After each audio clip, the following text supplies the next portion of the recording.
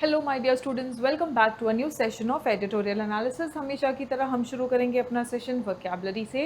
Vocabulary आपके selection में बहुत इंपॉर्टेंट है, कॉम्प्रिहेंशन आपके सिलेक्शन में बहुत इंपॉर्टेंट है। अगर आपके एग्जामिनेशन में इंग्लिश एक सब्जेक्ट है तो इंग्लिश में सिर्फ ग्रामर नहीं होता है। अक्सर जब हम तैयारी शुरू करते हैं तो हमें लगता है कि बस ग्रामर पढ़ लेंगे और इंग्लिश तैयार हो जाएगा। नो, अब ये आपके ऊपर है कि आप एक अटेम्प्ट, दो अटेम्प्ट वेस्ट करने के बाद, अपना टाइम भी स्पेंड करने के बाद आप रियलाइज़ करते हैं वोकैबुलरी और कॉम्प्रिहेंशन का इंपॉर्टेंस, या आप शुरू से कॉम्प्रिहेंशन और वोकैबुलरी का इंपॉर्टेंस समझते हुए साथ साथ तीनों sections, grammar, vocabulary and comprehension, तीनों की तैयारी साथ साथ करते चलेंगे और अपनी सिलेक्शन का सफ़र छोटा और अच्छा बना के चलेंगे। ठीक है, चलिए शुरू करते हैं। आज का पहला वर्ड है अकाउंट फॉर।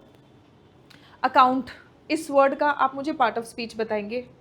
अकाउंट, इस वर्ड का आप मुझे पार्ट ऑफ स्पीच बताएंगे। ये वर्ब है या नाउन है? खैर, यहाँ पर अकाउंट फॉर ये एक फ्रेज है। अकाउंट फॉर का मतलब क्या होता है? हिस्सा होना, कॉन्स्टिट्यूट, मेकअप। ठीक है, so to constitute, comprise, makeup. Antonym क्या है? से बना हुआ होना, तो इसका एंटोनिम हो जाएगा एक्सक्लूड करना, ओमिट करना, हटाना। ठीक है, so private industry accounted for 51.8% of national research spending.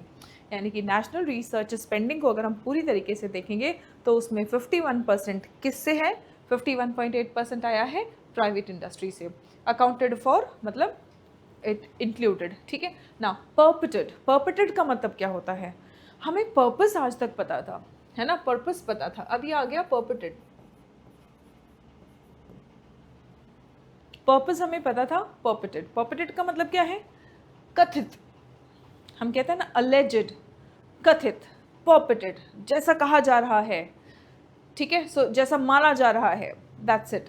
alleged and supposed, ये वर्ड्स आपके न्यूज़पेपर में आपको बहुत देखने को मिलते हैं। ठीक है, सो पर्पेटेड क्रिमिनल मतलब जैसा कहा जा रहा है, माना जा रहा है कि ये क्रिमिनल है, ये मर्डरर है।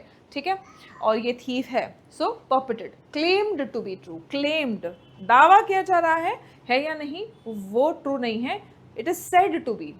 alleged, supposed, एंटोनिम क्या होगा? confirmed।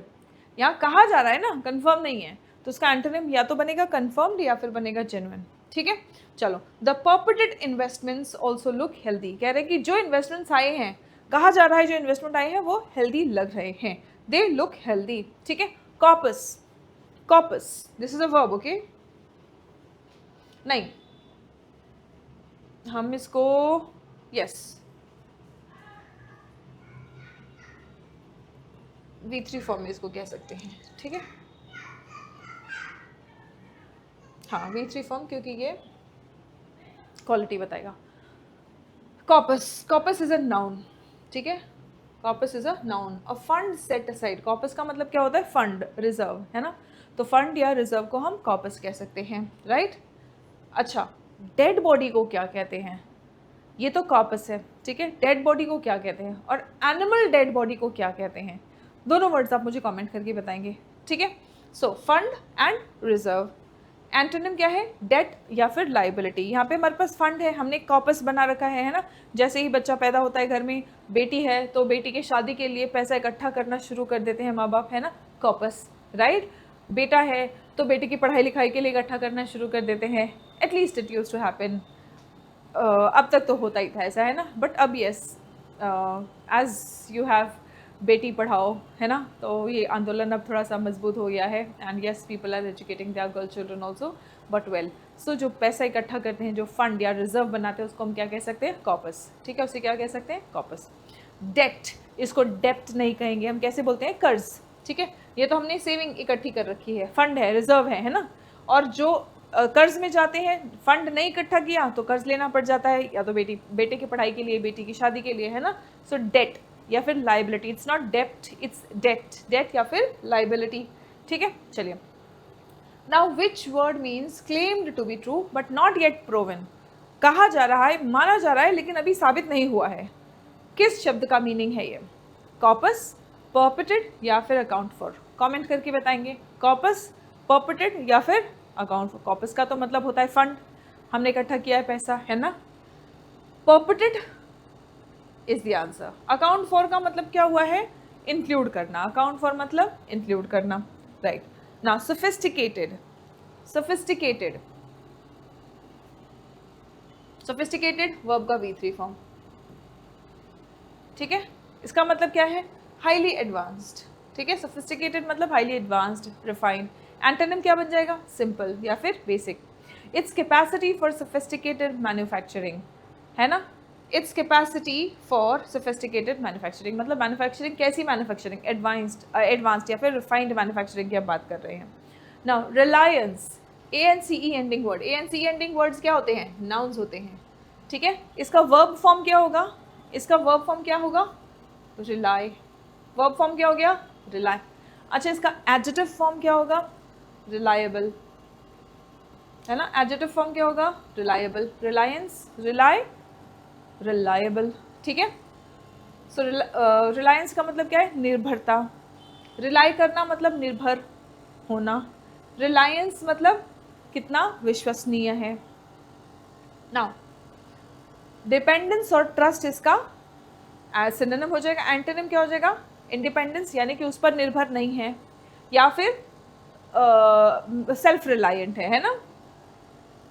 It's long reliance on supplying low cost services मतलब उसका लंबे समय तक निर्भरता था किस पर? लो कॉस्ट सर्विसेज ऑफर करने का, ठीक है।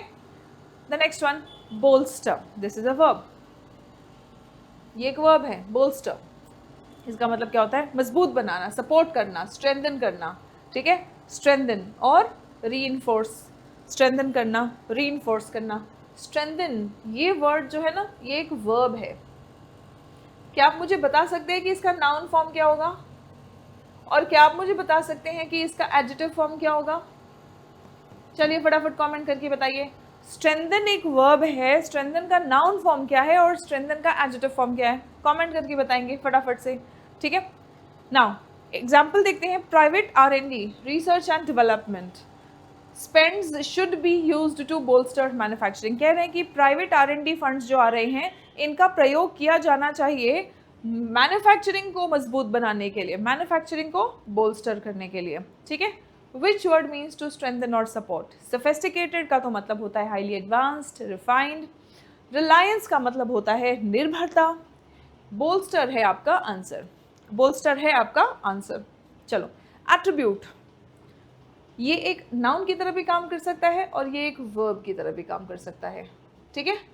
As a verb it means कारण बताना, एट्रीब्यूट करना मतलब कारण बताना। सेंटेंस देखो, ऑफिशियल्स एट्रीब्यूट दिस, यानी ऑफिशियल्स इसका कारण बताते हैं to a post pandemic realization, post pandemic जो रियलाइजेशन है वो कारण बताते हैं ऑफिशियल्स, ठीक है।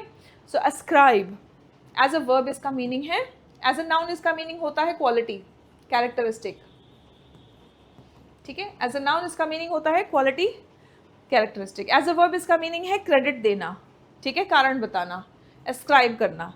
एंटोनिम क्या होगा? एज अ वर्ब इसका एंटोनिम होगा, आप कारण बता रहे हैं, है ना, तो डिनाई कर रहे हैं, डिसएसोसिएट कर रहे हैं, बोल रहे हैं कि नहीं इससे कोई संबंध नहीं है, ठीक है, आपने डिसएसोसिएट बता दिया। फ्लो इनटू, फ्लो इनटू मतलब मूव करना, प्रवाहित होना, ठीक है। पोर इनटू या एंटर, फ्लो आउट ऑफ और लीव इसका एंटोनिम्स बन जाएगा। काफ़ी सेल्फ एक्सप्लेनेटरी है ये। New capital is flowing into artificial intelligence, कह रहे हैं नया कैपिटल जो है वो AI में जा रहा है। जो भी लोग इन्वेस्टमेंट कर रहे हैं, कहाँ इन्वेस्टमेंट कर रहे हैं? AI में इन्वेस्ट कर रहे हैं। टेक इफेक्ट, इफेक्ट लेना मतलब प्रभावी होना, to become operational. Take effect मतलब एक्शन में आना, ठीक है, प्रभावी होना, to become operational. Come into force या फिर बिगिन। एंटोनिम क्या होगा? एक्सपायर या फिर एंड, ठीक है। चलिए एग्जाम्पल देखते हैं। मैंडेटरी सस्टेनेबिलिटी डिस्क्लोजर्स मतलब मैंडेटरी, कंपल्सरी। सस्टेनेबिलिटी डिस्क्लोजर मतलब, सस्टेनेबिलिटी मतलब कितना लंबे समय तक कोई भी चीज़ काम कर सकती है, तो सस्टेनेबिलिटी डिस्क्लोजर, डिस्क्लोजर मतलब सबको बताया जाए, तो कितना लंबे समय तक कोई भी टेक्नोलॉजी हो गया, कोई भी चीज़ है वो कितनी देर तक काम कर सकता है ना, और उसको मैंडेटरी डिस्क्लोजर करें मतलब कंपलसरी है कि बताएं। सो मैंडेटरी सस्टेनेबिलिटी डिस्क्लोजर्स टुक इफेक्ट, ये प्रभावी हुए, ठीक है। कब हुए प्रभावी, कब ऑपरेशनल हुए, कब एक्शन में आए? At the same moment, at the same moment. क्या सेम मोमेंट है वो हम एडिटोरियल के दौरान देखेंगे। Now which phrasal verb means to move और एंटर इन लार्ज अमाउंट्स, है ना। लार्ज अमाउंट्स में आने को हम कौन से फ्रेजल वर्ब भी यूज़ कर सकते हैं? टेक इफेक्ट, इसका तो मतलब होता है प्रभावी होना, एक्शन में आना, ऑपरेशनल होना, ठीक है। एट्रीब्यूट का मतलब क्या है? एज अ वर्ब एट्रीब्यूट का मतलब है कारण बताना, ठीक है, कनेक्ट करना, एसोसिएट करना। आपका आंसर है फ्लो इनटू, आपका आंसर है फ्लो इनटू, ठीक है। नाउ स्टूडेंट्स, आपका जो यहाँ पे हम जो भी वोकैबुलरी डिस्कस कर रहे हैं, ये पैसेज है, क्वेश्चंस आप अटेम्प्ट करना चाहते हैं, रिवाइज करना चाहते हैं, ठीक है, तो ये सब आपको पीडीएफ में मिल जाएगा। पीडीएफ कहाँ मिलेगा? टेलीग्राम चैनल पर, ठीक है। इस टेलीग्राम चैनल पर आपको ये पीडीएफ मिल जाएगा, तो आप यहाँ से डाउनलोड कर लेंगे। एंड सरीन पाठशाला गूगल प्ले स्टोर पर हमारा एप्लीकेशन मिल जाएगा। यहाँ पर आपको कॉम्पिटिटिव एग्जाम्स के लिए कंप्लीट इंग्लिश फाउंडेशन बैच भी मिल जाएगा, और साथ ही साथ आपको अगर कम्युनिकेशन स्किल्स आप इंप्रूव करना चाहते हैं, या इन जनरल भी अगर कोई भी अपना कम्युनिकेशन स्किल्स इंप्रूव करना चाहता है, उसके लिए आपको जो गाइडेंस चाहिए, कितना ग्रामर इंपॉर्टेंट है, कितना वोकैबुलरी इंपॉर्टेंट है, कितना प्रैक्टिस इंपॉर्टेंट है, वो सभी कुछ हम इस बैच में करते हैं। यहाँ पे हम we are not running behind any syllabus, we are not completing a syllabus, we focus more on practice. यहाँ पे आपका सिलेबस कंप्लीट करने पे फोकस किया जाता है, क्योंकि सिलेबस के हिसाब से ही आपका एग्जाम में क्वेश्चंस आते हैं। 200+ आपको वीडियो सेशंस मिल जाएंगे, वीओडी सेशंस, जिसमें comprehensively vocabulary, grammar, cloze test, parajumbles सभी कुछ कवर किया गया है। Now we are talking about a quantum shift, ठीक है। शिफ्ट है, कोई बदलाव आया है, और क्वांटम शिफ्ट हुआ है किसमें? प्राइवेट इंडस्ट्री पर और नेशनल रिसर्च स्पेंडिंग, कि नेशनल रिसर्च की जो स्पेंडिंग है वो कहाँ जा रही है, प्राइवेट इंडस्ट्री के ऊपर हम बात करने वाले हैं। और जो एक बड़ा बदलाव आया है, क्वांटम शिफ्ट आया है, वो देखेंगे। Now private R&D spends, private research and development spends should be used to bolster manufacturing. कह रहे हैं कि प्राइवेट जो रिसर्च एंड डेवलपमेंट फंड्स आ रहे हैं, इनको मैन्युफैक्चरिंग को बोल्स्टर करने के लिए, यानी कि मजबूत करने के लिए यूज करना चाहिए। The department of science and technologies latest figures on India's research profile, India के रिसर्च प्रोफाइल की अगर आप बात करेंगे, है ना, रिकॉर्ड ऑफ माइलस्टोन, तो यहाँ पर एक माइलस्टोन रिकॉर्ड हुआ है department of science and technology के हाल ही के फिगर्स में। इन 2023-24 private industry accounted, private industry की अगर आप बात करेंगे 2023-24 में, तो प्राइवेट इंडस्ट्री ने लगभग 51.8% ऑफ नेशनल रिसर्च स्पेंडिंग किया है, ठीक है, a first in India's history, और ये पहली बार हुआ है भारत के इतिहास में। Overtaking all tiers of government combined for the first time, सभी टियर्स ऑफ गवर्नमेंट को कंबाइन करके भी अगर आप देखेंगे तो पहली बार नेशनल रिसर्च स्पेंडिंग में किसका ज़्यादा कंट्रीब्यूशन आया है? प्राइवेट स्पेंडिंग का, है ना, कितना? 51.8%। एक तरफ सभी गवर्नमेंट टियर्स को कंबाइन कीजिए और एक तरफ प्राइवेट स्पेंडिंग को देखेंगे तो प्राइवेट स्पेंडिंग ज़्यादा हुई है, ठीक है, combined for the first time. Moreover industry now employs more core researchers, industry अब और कोर रिसर्चर्स को एम्प्लॉय कर रहा है than government institutions. Now transport firms की अगर हम बात करें तो ट्रांसपोर्ट फर्म्स ज़्यादा लार्जेस्ट कॉर्पोरेट इन्वेस्टर्स, सबसे ज़्यादा जो कॉर्पोरेट इन्वेस्टर्स हैं, है ना, जो बड़ी बड़ी कंपनियां जो इन्वेस्ट कर रही हैं, तो वो बड़ी कंपनियां कौन सी है पता है इन्वेस्ट करने वाली? Transport firms. So transport firms are the largest corporate investors, followed by pharmaceuticals, biotechnology and information technology. तो जो प्राइवेट इन्वेस्टमेंट आया है रिसर्च एंड डेवलपमेंट में 51%, पहली बार सरकार के गवर्नमेंट सभी टियर्स को कंबाइन करके अगर आप देखेंगे तो पहली बार प्राइवेट स्पेंडिंग ज़्यादा हुई है, ठीक है, भारत के इतिहास में ये पहली बार हुआ है। और ये इन्वेस्टमेंट करने वालों में अगर आप देखेंगे तो सबसे टॉप पे है ट्रांसपोर्ट फर्म्स, फिर आते हैं फार्मास्यूटिकल्स, फिर बायोटेक्नोलॉजी और फिर IT वाले, ठीक है। The break from the past, यानी पास्ट से, इतिहास से ये जो बदलाव आया है ना, so the break from the past is sharp. और कह रहे हैं कि ये जो बदलाव आया है ये शार्प बदलाव आया है, मतलब बिल्कुल साफ साफ दिख रहा है। थोड़ा बहुत बदलाव होता है तो नोटिस नहीं होता है, शार्प मतलब क्लियरली नोटिस हो रहा है। तो ये जो पास्ट से बदलाव आया है ये काफ़ी शार्प है। Through the 2010s private industry contributed a little over a third of national R&D, है ना, तो नेशनल R&D का 1/3 हिस्सा, मतलब 33% से थोड़ा सा ऊपर, इतना तक इनका कंट्रीब्यूशन आता था। And the ratio moved slowly, और ये जो रेशियो है 1/3 से थोड़ा थोड़ा थोड़ा थोड़ा स्लोली मूव करता था, है ना, 2010 से अगर आप देखेंगे तो, ठीक है। Then between 2020 and 21 and 21-22 private spending nearly doubled.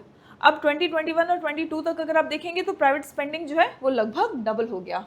from 46,388 crore to 82,975 crore, और जो टोटल R&D जंप है वो है 1.27 लाख करोड़ का टू 1.95 लाख करोड़ का in a single year. R&D spends in the transport sector, so research and development spends जो है transport sector में, which barely registered before 2020.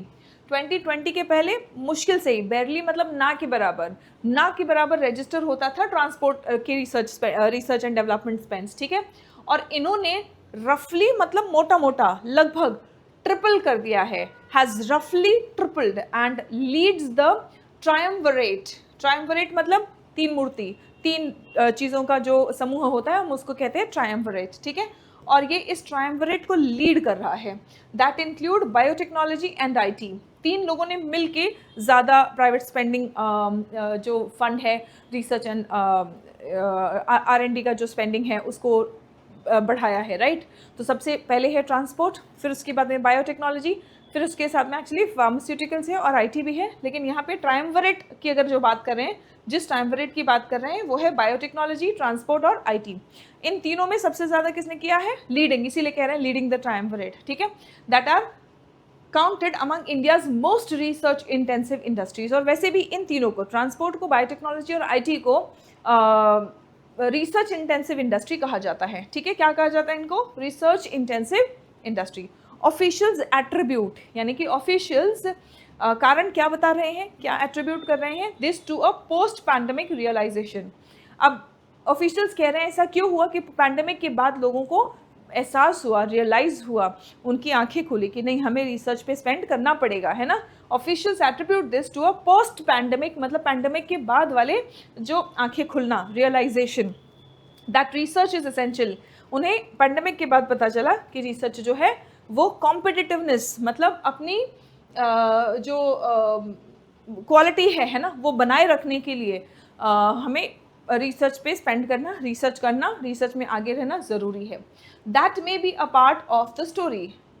और कह रहे हैं कि ये जो हो रहा है उसका एक हिस्सा हो सकता है, दैट मे बी, है ना।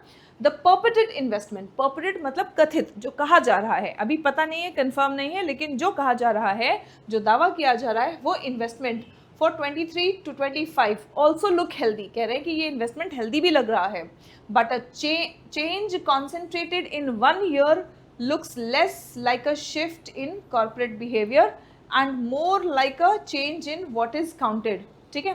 तो कह रहे हैं कि एक ही साल के अंदर इतना जो बदलाव आया है, कहा तो जा रहा है कि ये जो इन्वेस्टमेंट आए हैं कि हेल्दी हैं, लेकिन ये जो इन्वेस्टमेंट एक ही साल में बहुत ज़्यादा बदलाव देखने को मिल रहा है, ये कैसा लग रहा है? लुक्स लेस लाइक, मतलब ये कम लग रहा है, ठीक है। अ शिफ्ट इन कॉर्पोरेट बिहेवियर, तो ये इन्वेस्टमेंट जो आया है तो कह रहे हैं कि कॉर्पोरेट बिहेवियर में शिफ्ट कम लग रहा है, और ज़्यादा क्या लग रहा है? And more like a change in what is counted. कह रहे हैं कि क्या काउंट कर रहे हैं? ऐसा भी हो सकता है कि और कोई चीज़ है जो इन्वेस्टमेंट दे रही है लेकिन उसको काउंट ही नहीं किया गया हो, या उसको कम अहमियत दी गई हो, है ना। तो ये जो एक ही साल में जो बड़ा बदलाव देखने को मिल रहा है, तो ये कॉर्पोरेट बिहेवियर में कम चेंज, कॉर्पोरेट बिहेवियर का चेंज कम, और क्या काउंट हो रहा है उसमें बदलाव ज़्यादा, ये लग रहा है, ठीक है। Now mandatory sustainability disclosures for large listed firms. कह रहे हैं कि सस्टेनेबिलिटी डिस्क्लोजर, लार्ज जो लिस्टेड फर्म्स हैं, बड़ी जो लिस्टेड फर्म्स हैं ना, उनको मैंडेटरी है, कंपलसरी है कि वो कितने लंबे समय तक चल सकते हैं, अपना सस्टेनेबिलिटी डिस्क्लोजर वो करेंगे, वो बताएंगे, है ना। एंड टाइटर आरबीआई नॉर्म्स, आरबीआई के नॉर्म्स भी सख्त हो गए हैं on reporting research took effect, ठीक है। कह रहे हैं एट द सेम मोमेंट, कह रहे हैं इसी टाइम पे क्या क्या हुआ है? मैंडेटरी सस्टेनेबिलिटी डिस्क्लोजर्स हुआ है, फिर उसके बाद में आरबीआई के नॉर्म्स भी सख्त हुए हैं, ठीक है। ये सभी कुछ कब हुआ है? Took effect at the on reporting research, tighter RBI norms on reporting research. तो पहले आरबीआई के नॉर्म्स की जो रिसर्च हो रहा है उसकी रिपोर्टिंग करने में आरबीआई के जो नॉर्म्स, आरबीआई के जो रूल्स थे वो उतने सख्त नहीं थे, लेकिन अब और सख्त हो गए हैं, है ना। तो ये सब कुछ एक साथ में ऑपरेशनल हुआ है, एक्शन में आया है, टेक इफेक्ट हुआ है, ठीक है। Now spending that was always occurring in the foreign subsidiaries of Indian companies and in the captive centers of multinationals is only now being fully captured। कह रहे हैं कि पहले जो भी स्पेंडिंग हो रहा था, कहाँ पे स्पेंडिंग हो रहा था? एक तो जो foreign subsidiaries of Indian companies हैं, मतलब जो भी भारतीय कंपनीज हैं उनके जो विदेश में उनके ब्रांचेस हैं, फॉरेन सब्सिडरीज है, वहाँ पे कितनी स्पेंडिंग हो रही है। ऐसा भी हो सकता है कि ये पहली बार कैप्चर ही हो रहा है, पहले हो सकता है ये छूट जाता था, पहले इस पर ध्यान ही नहीं जाता था, है ना। लेकिन अब जो आरबीआई ने सख्त नियम बना दिए कि जो भी रिसर्च पे स्पेंडिंग कर रहे हो वो बताना पड़ेगा, रिपोर्ट करना पड़ेगा, है ना। तो ऐसा भी हो सकता है कि अब एक्चुअल में ज़्यादा इंफॉर्मेशन कैप्चर हुआ हो, ठीक है। सो कह रहे हैं कि spending that was always occurring, बोल रहे हैं कि ये खर्च तो पहले भी होता था, spending that was always occurring in the foreign subsidiaries. कहाँ?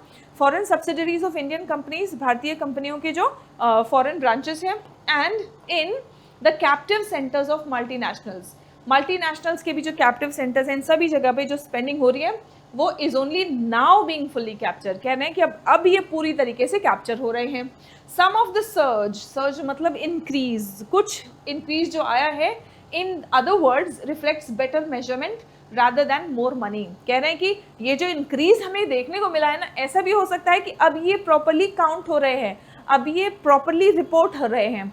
ये नहीं कि पैसा ज़्यादा आ रहा है, ऐसा नहीं कि लोग या प्राइवेट इंडस्ट्री जो है वो पैसा ज़्यादा खर्च करने लगे हैं। ऐसा भी हो सकता है कि वो पैसा पहले भी खर्च कर रहे थे लेकिन पहले कैप्चर नहीं हो रहा था, ऐसा इस एडिटोरियल का कहना है, ठीक है। Genuinely new capital is flowing to, कह रहे हैं कि अगर जेन्युइनली देखेंगे तो नया कैपिटल आ रहा है, इसमें कोई शक नहीं है।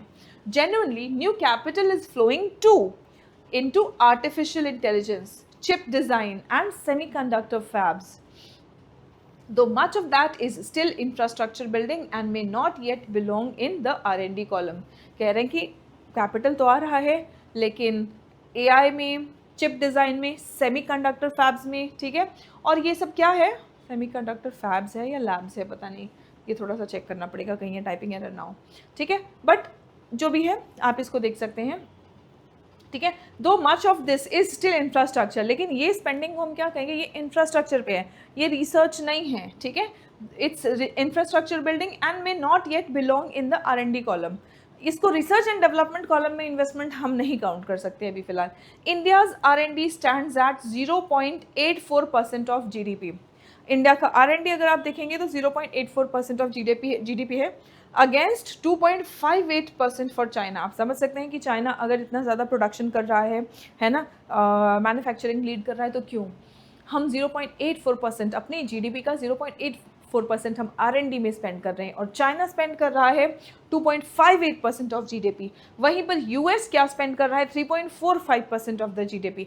एंड साउथ कोरिया की अगर आप बात करेंगे तो ये 4.94% ऑफ GDP, मतलब सबसे ज़्यादा south Korea actually research and development में स्पेंड कर रहे हैं। इट फील्ड्स 354 रिसर्चर्स पर million people, where South Korea and Israel field several thousand।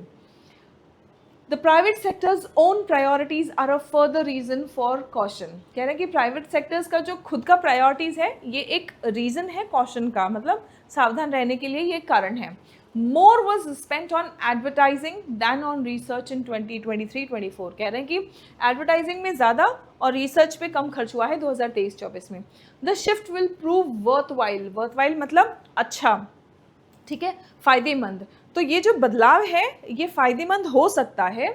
The shift will prove worthwhile if it deepens India's pool of specialised workers. ये फायदेमंद तब होगा जब इंडिया का पूल यानी कि एक ग्रुप जो कम्युनिटी है ना, तो इंडिया का जो स्पेशलाइज्ड वर्कर्स का कम्युनिटी है इसको अगर और बड़ा बनाएगा। डीपन द पूल मतलब बड़ा बनाना है, इस कम्युनिटी को बड़ा बनाना, तो स्पेशलाइज्ड वर्कर्स की कम्युनिटी को अगर बड़ा बनाएगा तो ये फायदेमंद साबित होगा। And its capacity for sophisticated manufacturing, और इंडिया की कैपेसिटी कि हम सोफिस्टिकेटेड मैन्युफैक्चरिंग भी कर सके। Carrying the economy beyond it's long reliance on supplying low cost services. तो हमारी जो इकोनॉमी है, हमारी इकोनॉमी काफ़ी हद तक निर्भर है लो कॉस्ट सर्विसेज देने पे, है ना। तो हम इसको जो है इससे आगे ले जा पाएंगे। कैरिंग द इकोनॉमी बियॉन्ड, है ना, तो हमारी अर्थव्यवस्था इससे आगे बढ़ पाएगी फिर।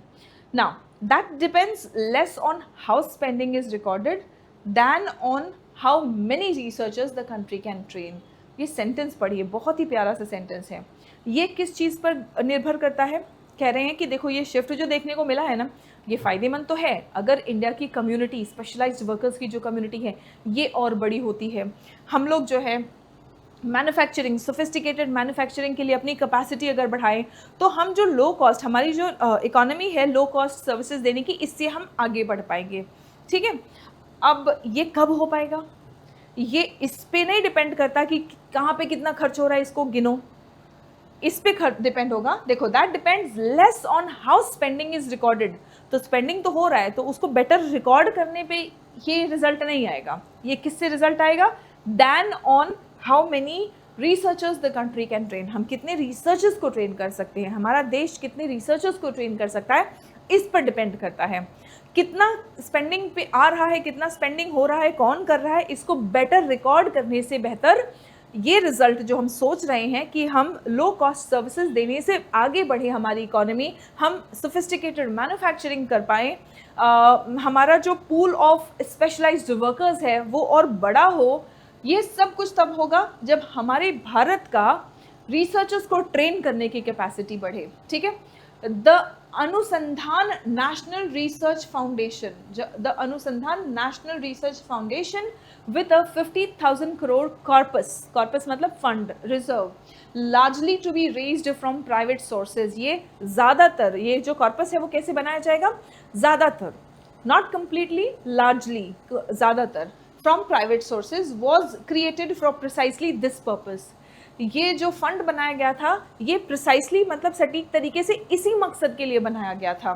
It's promise now rests on delivery. अब बनाया तो इसलिए गया था, लेकिन ये फंड तो बना दिया है ना, कितना, 50,000 करोड़ का ये कॉर्पस तो बना दिया गया है। अनुसंधान नेशनल रिसर्च फाउंडेशन, इसको तो बना दिया गया है, लेकिन इट्स प्रॉमिस, अब ये कितना अपना वादा निभाता है वो सारी चीज़ें उस पर डिपेंड करती हैं। Its promise now rests on delivery, है ना। चलिए, बहुत प्यारा सा एडिटोरियल, एक्चुअली एडिटोरियल सारे ही बहुत प्यारे से होते हैं, कुछ थोड़े ज़्यादा प्यारे होते हैं, तो ये भी उन्हीं में से एक था। हमने जो इसके पहले एक एडिटोरियल देखा था वो भी बहुत ही अच्छा सा एडिटोरियल था, राइट। तो चलिए देखते हैं हम क्वेश्चंस, अभी देखेंगे कि आप कितने क्वेश्चंस आंसर कर पा रहे हैं। What milestones does the editorial highlight, किस माइलस्टोन को ये एडिटोरियल हाईलाइट कर रहा है, क्या चीज़ है जो इतिहास में पहली बार हुई है ना, कौन से माइलस्टोन को यानी सक्सेस को या अचीवमेंट को ये एडिटोरियल हाईलाइट कर रहा है। सभी बच्चे आप मुझे आंसर्स अपने बताएंगे इन द कमेंट सेक्शन, ठीक है। Increase in government R&D spending, सरकार रिसर्च एंड डेवलपमेंट पे ज़्यादा खर्च कर रहा है। Private industry largest contributor to national R&D spending, national R&D के जो खर्च हो रहे हैं रिसर्च एंड डेवलपमेंट के, इसमें प्राइवेट इंडस्ट्री जो है ये लार्जेस्ट कंट्रीब्यूटर पहली बार बना है। India becoming world's top research nation, Bharat दुनिया का टॉप रिसर्च नेशन हो गया है क्या, या decline in private research investment, या प्राइवेट रिसर्च इन्वेस्टमेंट में ही कमी आई है। किस बात को हाईलाइट कर रहा है आज का हमारा एडिटोरियल, कमेंट करके बताएंगे। मैं ऑप्शंस आपको एक्सप्लेन कर दे रही हूँ, मैं ऑलमोस्ट आपको आंसर बता दे रही हूँ, ठीक है। अब इसके बाद में भी अगर आप आंसर्स नहीं बता पाएंगे तो फिर कुछ तो पनिशमेंट मिलेगी, सोचना पड़ेगा ठीक है। अभी आप आंसर्स मुझे बताएंगे और मैं ऑलमोस्ट सारे ऑप्शंस, सारे क्वेश्चन को, ताकि कन्फ्यूजन ना रह सके। अब बिल्कुल स्पून फीड नहीं करूँगी, आप आंसर आइडेंटिफाई करो, कमेंट करो, ठीक है, तभी आपका कॉन्फिडेंस भी डेवलप होगा। Which sector is the largest corporate investor in R&D, R&D में कौन सा सेक्टर लार्जेस्ट कॉर्पोरेट इन्वेस्टर है। ये तो डायरेक्ट क्वेश्चन है, देखो कुछ इनडायरेक्ट क्वेश्चंस होते हैं, इन्फ्रेंस बेस्ड होते हैं, सेंट्रल आइडिया थीम बेस्ड होते हैं, ठीक है। तो ये डायरेक्ट क्वेश्चन है। इंफॉर्मेशन टेक्नोलॉजी, बायोटेक्नोलॉजी, ट्रांसपोर्ट या फार्मास्यूटिकल्स। चलिए, अकॉर्डिंग टू द एडिटोरियल के मुताबिक what may have contributed to the sudden rise in reported private R&D spending, editorial के मुताबिक क्यों ये प्राइवेट स्पेंडिंग जो है ये अचानक से सडन राइज, अचानक से बढ़ा है, क्या कारण हो सकता है। टैक्स कम कर दिया है, lower tax rates, better reporting and measurement of research spending, reporting बेहतर हो गई है और उनकी मेजरमेंट बेहतर हुई है, इसलिए गवर्नमेंट फंडिंग नहीं कम कर दिया है तो प्राइवेट सेक्टर की फंडिंग अपने आप ज़्यादा लग रही है, ये कारण है क्या, या एक्सपोर्ट्स में इंक्रीज़ हुआ है, क्या कारण है।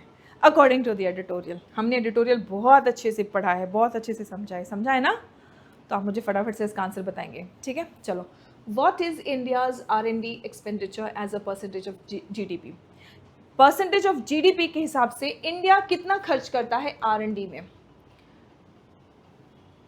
ये तो बहुत सिंपल है ना, सबसे कम खर्च करता है। हमने एटलीस्ट जितने भी कंट्रीज़ डिस्कस की, साउथ कोरिया डिस्कस किया, चाइना डिस्कस किया, अमेरिका डिस्कस किया, और सबसे कम खर्च करता है। बता दिया ना आंसर? चलो फटाफट आप भी मुझे कमेंट करके बता दो, ठीक है?